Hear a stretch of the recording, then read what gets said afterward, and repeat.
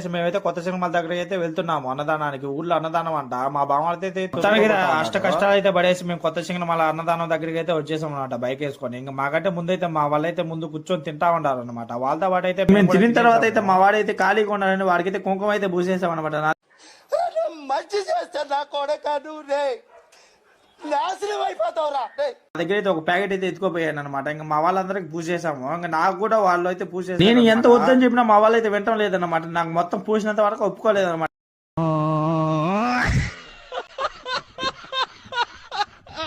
మొత్తానికి అయితే పూపించేసుకుని అయితే ఇంక మేము అక్కడి నుంచి అయితే బయలుదేరేసాము. ఇంతకి అక్కడి నుంచి అయితే బయలుదేరి వచ్చేసాం అనమాట. నేను మా బావంటికి అయితే బండి ఇచ్చి నువ్వు తోలరా అని చెప్పేసాను. నేనైతే వెనక కూర్చొని మా వాళ్ళ మీద అయితే కుంకాలు చల్తానే ఉన్నాను. ఇంకా మా బావంటి అయితే ఊళ్ళోకి వచ్చిన తర్వాత అయితే నా దగ్గరికి అయితే వచ్చేసాడు. ఇంకా ఖాళీగా ఉండాలి ఎందుకు లేని నేనైతే కుంకుమ ఏమన్నా ఖాళీగా అయితే ఉన్నాం అనమాట. ఏదో ఒకటి అయితే చేస్తా ఉంటాను అనమాట. ఇంకా మా వాడికి అయితే కుంకుమ ప్యాకెట్ ఇచ్చి వాడి మీద అయితే చల్లమని చెప్పేసాను. మా వాడైతే వాడి మీద అయితే చల్లేశాడు. ఇంకా మా వాళ్ళు అయితే డీజే సెట్స్ దగ్గర బావులకి అయితే ఒక పాట అయిపోయినంత వరకు అయితే డాన్స్ అయితే వేసారు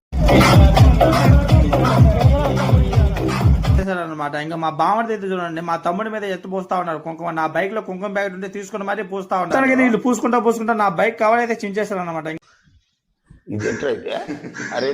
ఈ వీడియో అయితే పార్ట్ 3 కూడా ఉందన్నమాట. చాలా బాగుంటుంది, మిస్ అయితే అవ్వద్దు. ఇంకా నా వీడియోస్ కోసం అయితే మిస్టర్ జనా వ్లాగ్స్ అయితే ఫాలో చేయండి. అలాగే లైక్ షేర్ సబ్స్క్రైబ్ అయితే మర్చిపోవద్దు. పక్కనే గంట సింబల్ కూడా యాక్టివేట్